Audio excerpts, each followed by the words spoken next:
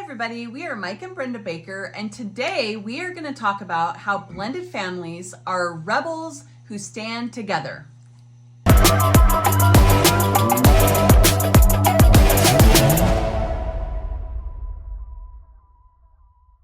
Okay, so what do we mean by rebels who stand together? Well, first let's define what values are, okay? Because this is really based on values. Every family has values. Every person has values. Whether those values are right-leaning or left-leaning or backwards-leaning or forwards-leaning. See, I thought I was going to be political, didn't you?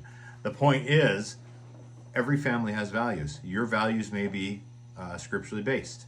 You know, do not steal, do not tempt, do not touch, do unto your neighbor as you would do unto yourself. So those are values, okay? You may think that, you may feel that employees in the workforce need to be treated a certain way. Those are your values. You may think as a boss that profits that are made a certain way are immoral or unethical and maybe legal, but those are your values, okay? That you would never make the money that way because you don't find it to be ethical, right? Even though it's legal. So the point is your kids need to see your values. They don't need to hear them, okay? Because let me tell you who is feeding them values every day. Mm-hmm. Your schools, okay? Your babysitters. Your church. Your church, yes. Now, we are not putting church down whatsoever. When we were teaching the boys, when they were growing up, we always told the boys from a very young age, don't take our word for it. You go back to scripture and you look. You make sure that what we're telling you is correct because that's up to you. And that was something we wanted them to understand. That was a value that we wanted them to understand. So values are those things which you find help you dictate your life, help you dictate your marriage, help you dictate your family. They're the things that drive you. Let me put it this way. If you're still unsure what a value is, tell me that you don't know it when you see people with no values. Mm. People with no values stick out like a thumb. Okay? So think about what your values are. All right? Think about why they're your values. And think about, are they acceptable values? And I don't mean acceptable to everyone around you. I mean acceptable to you. One of my sons looked at me once and said, Dad, just because you've always thought that doesn't mean you always have to think it. And I was like, that's the dumbest thing I've ever heard. And because my son is dumb? No. Because he had been indoctrinated by somebody else. And the point is if I have no reason to change a value, if I have no new information to suggest that I am mistaken and that value is inaccurate, I'm not going to change it just because you don't like it. That's a value. A value is a hard, fast rule that you live by. Live by. Okay? So, that rolls us into number 2. Why values belong to the family. Values are so important. And I'm going to give you like one of my big values that I have right now, especially. Have you ever gone to like a store or something and people are so unaware of every other thing around them that they just don't even notice, or they're on their phones so much that they can't look up to actually not run into you? Well, it is very important to me to be the kind of person that is aware of my surroundings and is kind and thoughtful to others. Now, do I do an excellent job at that every single day? No. But it's really important to me and it means a lot. Now, when we were raising our boys, one of the values that we really instilled in them was to be thoughtful of others. Like one of our sons at one point had a kid that was around his age. He was just drove him absolutely insane. And so after a youth event, I was like, okay, but have you ever thought that maybe this person doesn't have any friends? They are a little different. Maybe you just need to be a good friend to him. And at first he didn't really like that answer, but the more he thought about it, he's like, oh, okay. And he didn't say anything to me at the time. Okay. He didn't disagree. He was like, huh, okay, well, I'll think about that. I think the next week at the youth event, he actually kind of tried it out to see. And they became really, really good friends. And actually, this son actually helped the other kids to really kind of want to be better friends with him because he kind of was in that gap where he could help other people to understand this kid. So he really became good friends with this kid. Mm-hmm. Yeah, he was a little strange, but that's okay, you know? And so that was a really huge thing, was kindness, you know, noticing when somebody else was struggling or needed encouragement. Mm-hmm. You know, we always taught our boys to open the door for ladies, whether it be the car or at the, you know, the grocery store or whatever. Now, as our two youngest kind of started growing up, then they'd have ladies that would make negative comments to them, and they'd be like, okay, I'm just being nice. But it was a family value that we wanted to instill in them. Yeah, so values overall really do belong to the family. Why? Because you're the head of the family. You two are the head of the family. And that brings us to point number 3, in the fact that your kids know what you tell them to know.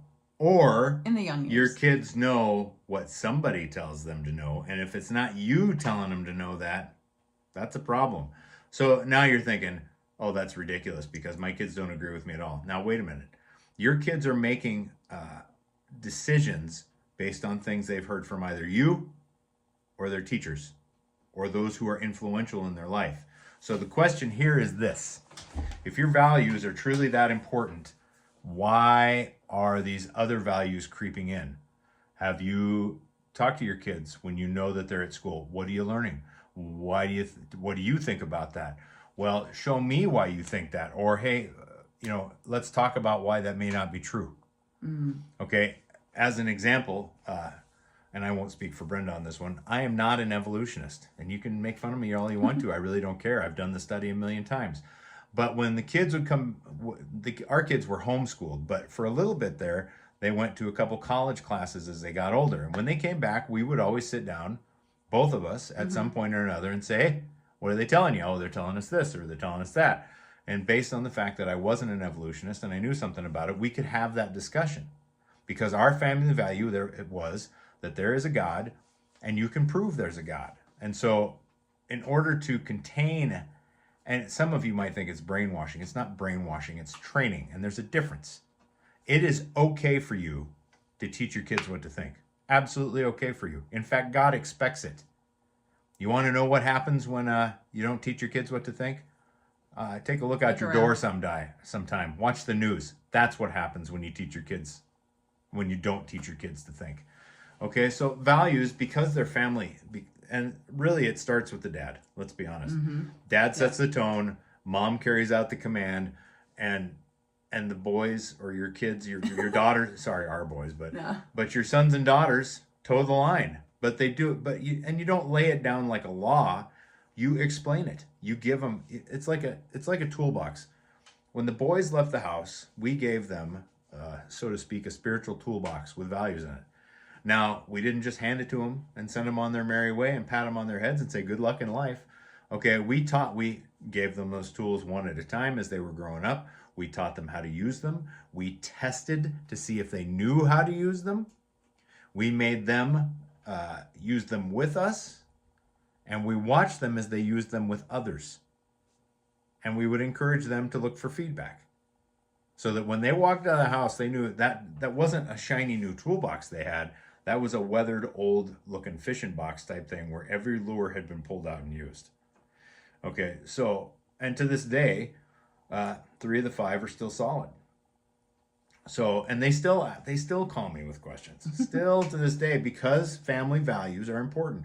You know, family values really tie in with family identity. You've heard us talk about that a million times. And when it ties the family together as a unit, and it makes conversation when they're older and adults considerably easier to have, because they're like, Dad, didn't you take us through this, or can you remind me of this? Because they remember, and they're asking you to show you, or to show them the tool that you had, and then they're going to compare it to the tool they've got now and what it looks like now. right?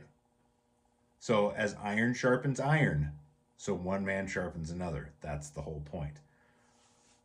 And it's really a bonding thing, when the boys do call one of us and ask a question, we can really, ask questions in return and kind of try to understand like the whole scheme of thing of what they're asking us and that sort of things. And honestly, there's been a couple of times that we've said, hey, we're not qualified to speak on that. You need to call somebody else. Because there are things that we, even though we're their parents, that we don't have 100% all going for us yet. Things we're still learning. And so we're not going to tell our kids to only listen to us when we don't have that specific advice and fruit to give or to show. Yeah. Right? For the tree is known by its fruit, and if we don't have that fruit, then we have nothing to show. We have nothing to speak on. Yeah. And that's really why we're here. That's why we're doing this at 8:30 at night. Because it's the only time we've had time yet this week. We're really, really passionate about trying to help you to sort through all the baloney and garbage in this world and on social media and out there that you can read that isn't actually going to help your family. I wouldn't say that everything that's out there is bad. A lot of it, though, is garbage. I would agree. Especially if you want to raise your children in a godly way. So, anything else? Nope. Okay. All right. Well, so with that, we're going to let you go. We're so grateful that you spent the time to watch this video. Hey, if you have liked any of these videos, we would encourage you to share them with other people that you might know that are in a blended family. And we're so grateful that you were here with us today. We'll see you again soon. Bye.